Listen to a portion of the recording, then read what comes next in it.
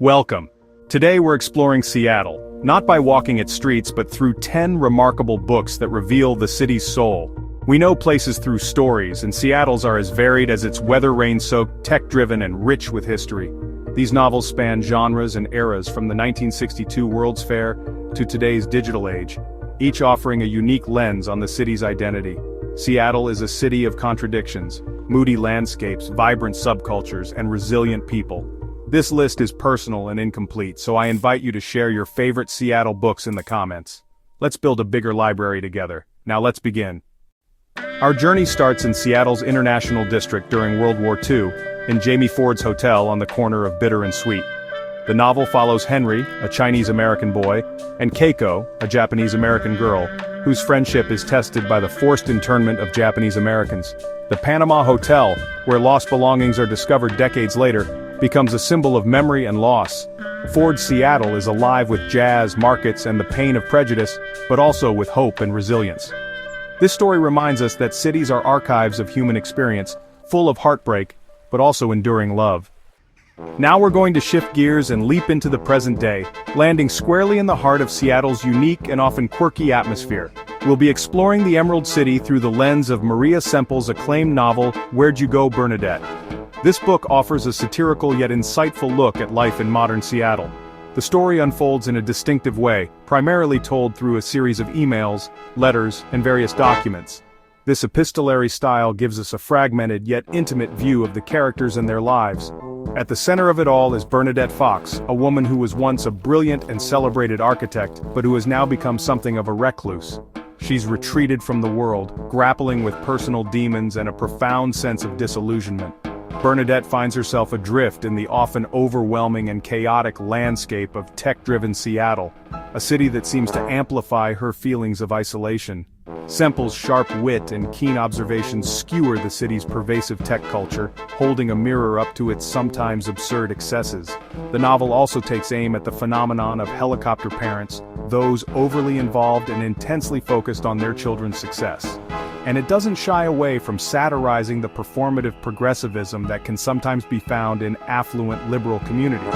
But beneath the layers of satire and social commentary, Semple delves into deeper themes, exploring the importance of creativity and the challenges of maintaining it in a world that often prioritizes other things.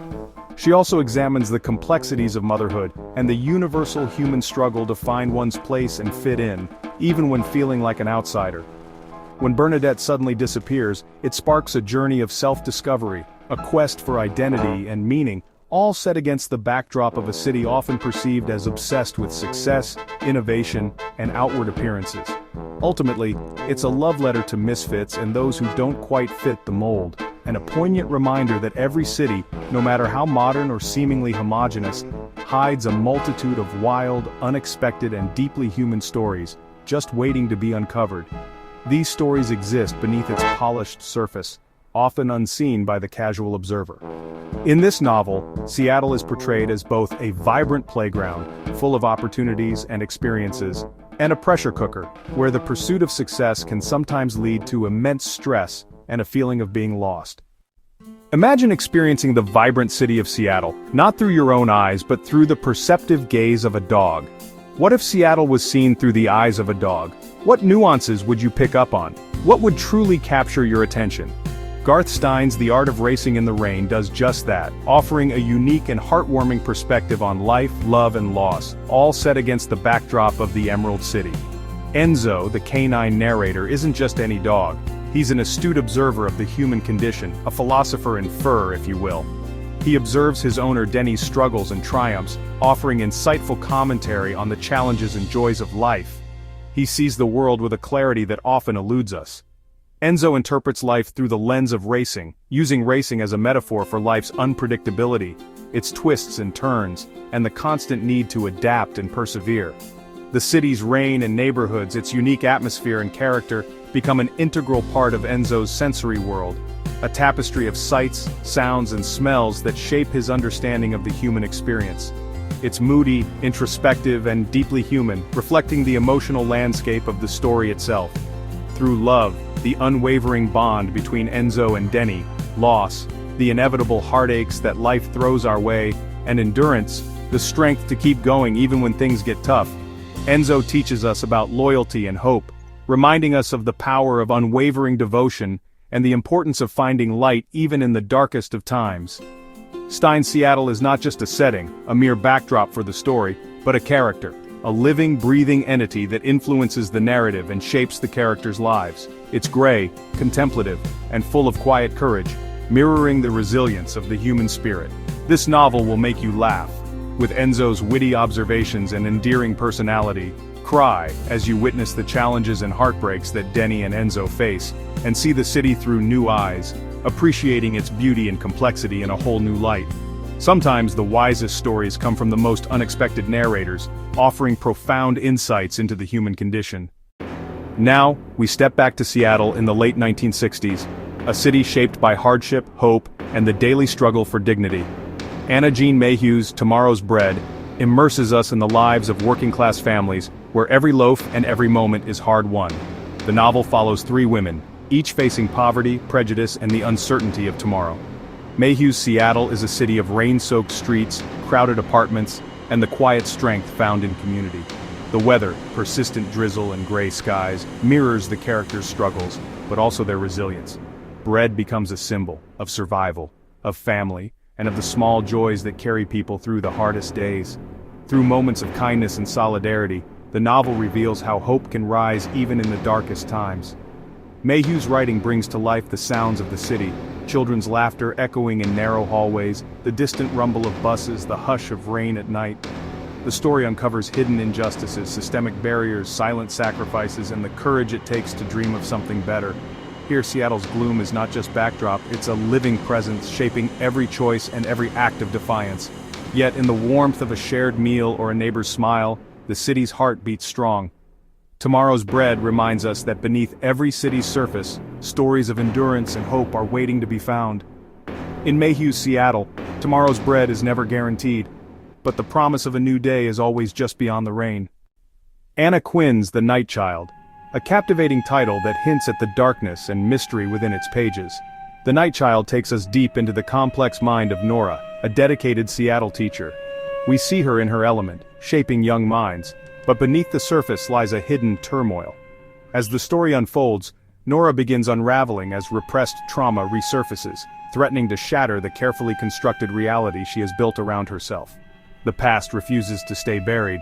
Nora's seemingly perfect life, complete with a beautiful home and a stable career, begins to collapse under the weight of these resurfacing memories. The cracks in her facade widen, revealing the instability beneath. As fragmented memories and alternate identities emerge from the depths of her subconscious, Nora struggles to make sense of who she truly is. The lines between reality and illusion blur, leaving her disoriented and questioning everything she thought she knew. The city of Seattle itself becomes a mirror, reflecting her fractured psyche back at her.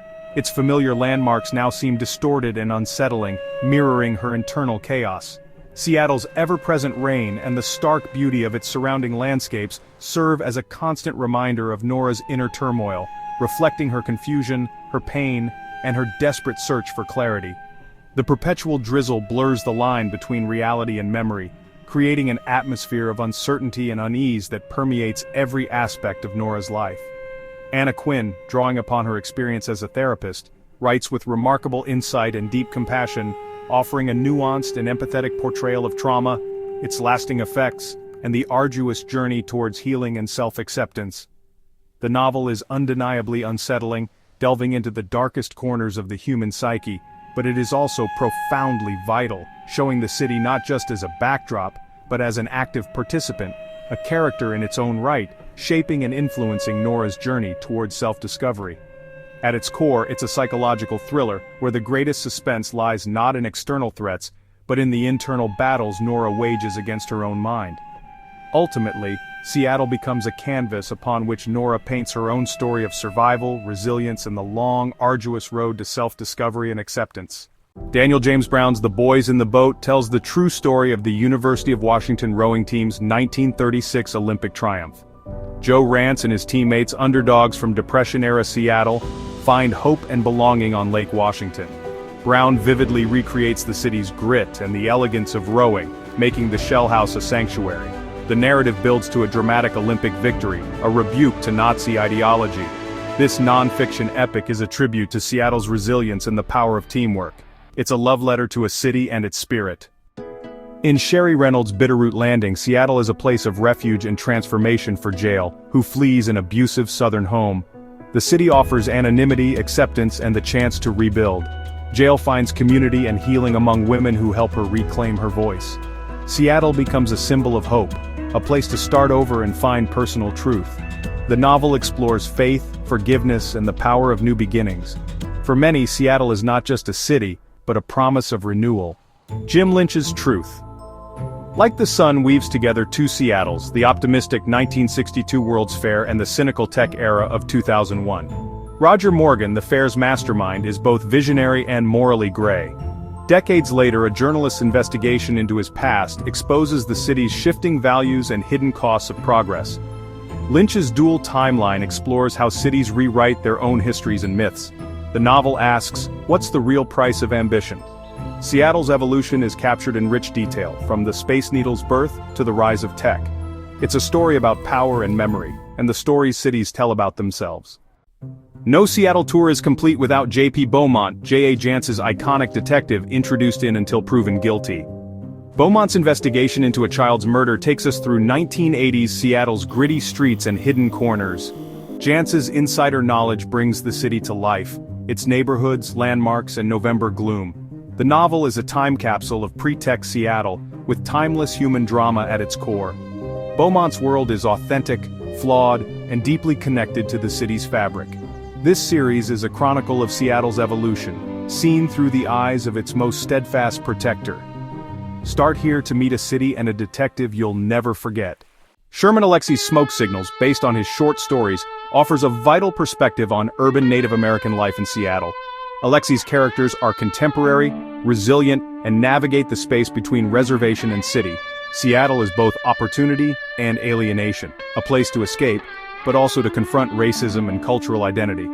His writing is authentic, mixing humor and heartbreak, challenging stereotypes. The Smoke Signals screenplay brought these stories to a wider audience, exploring family, history, and belonging. Including Alexie's work expands our understanding of Seattle's literary landscape. It's a powerful reminder that the city's indigenous stories are essential and ongoing. Our literary tour of Seattle ends here, but the city's stories are endless. These 10 books invite us to see Seattle with new eyes, through history, humor, heartbreak, and hope. The Library of Seattle is vast, and your recommendations can make it even richer. What books did I miss? Share your favorites in the comments. Let's build a collaborative reading list together. Thanks for joining me. If you enjoyed this, subscribe for more book journeys. Until next time, happy reading.